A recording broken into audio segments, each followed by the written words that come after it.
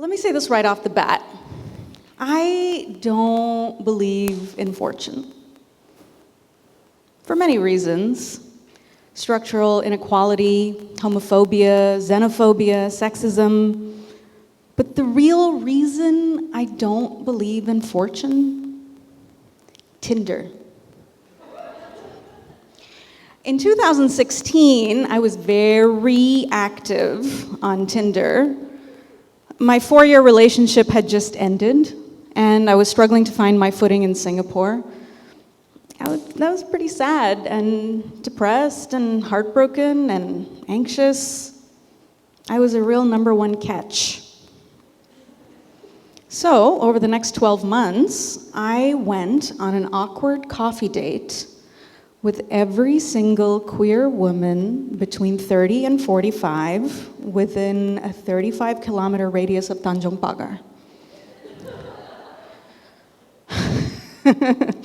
I even got paid Tinder so that I could conquer a new territory, Bangkok, where my parents lived and where I visited often. But alas, my fortune remained quite bleak.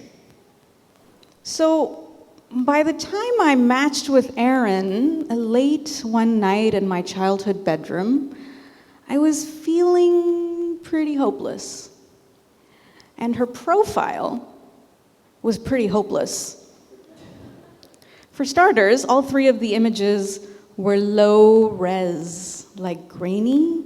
It was very primitive and medieval. And then there was the cringeworthy message. Traveling through Thailand till January 1st, looking to meet new people while I'm here. First of all, ew. Second of all, this was December 31st, meaning she was leaving the next day. So this was like a total waste of time.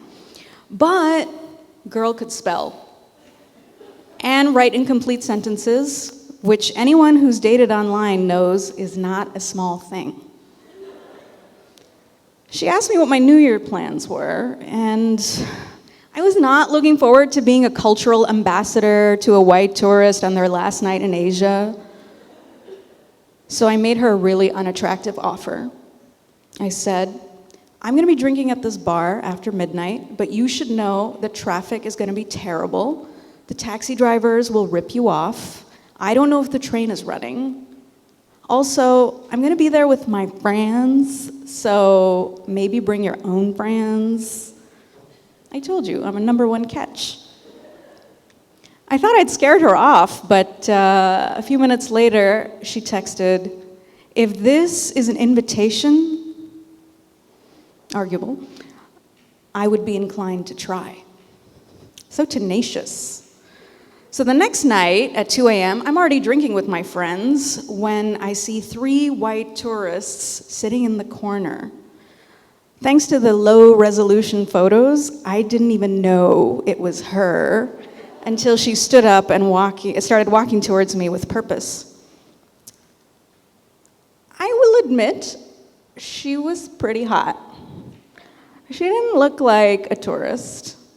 She wore high heels, a short skirt, and a shimmery spaghetti strap top that in the dim light of the bar made her shoulders glow. Happy New Year, Erin, I said. I planted a lingering kiss on her cheek, which she accepted graciously. So she said goodbye to her friends and joined our table, and was pretty admirable keeping up with people she didn't know. She asked good questions. She listened carefully. She also had a really beautiful smile. I was expecting a hippie, and instead I was on a date with America's sweetheart. Well, not quite so sweet, because at one point, under the table, her lovely, long pianist fingers surreptitiously came to rest upon my knee. I was impressed. This was exceeding expectations. Long story short, we ended up getting a hotel room in Bangkok at 4 a.m. in what was the classiest moment of my life. You could say I got lucky. Because not only was Erin beautiful and bold, she was also tender. From her bedside manner, shall we say, I got the impression that she was really kind and that I was safe in every way. It was actually sad when we had to say goodbye. And it was sadder because she said, "Hey, you should know I'm not really good at keeping in touch." Sad. And just like that, my fortune ended. But like I said, I don't believe in fortune. It wasn't Lady Luck that led to that encounter. Turns out it was a horny German backpacker named Julian. Let me explain. What I didn't know that night was that on their buddy travels through Thailand, Erin and Marie picked up a rando named Julian, and Julian really wanted to get with Marie, and in order to do that, he had to get rid of Erin. Not in like a homicidal way, just like for the night.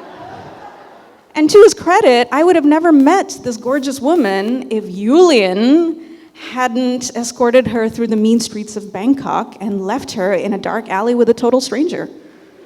So it wasn't fortune, it was a reckless disregard for basic safety. How do I know the Julian story, you might wonder? Because 2 months after, I got on a plane from Singapore, and Erin got on a plane from New York, and like idiots, we met on a second date in Paris. It wasn't fortune. It was stupidity, horniness, bravery. Okay, and maybe a little bit of fortune. Thank you.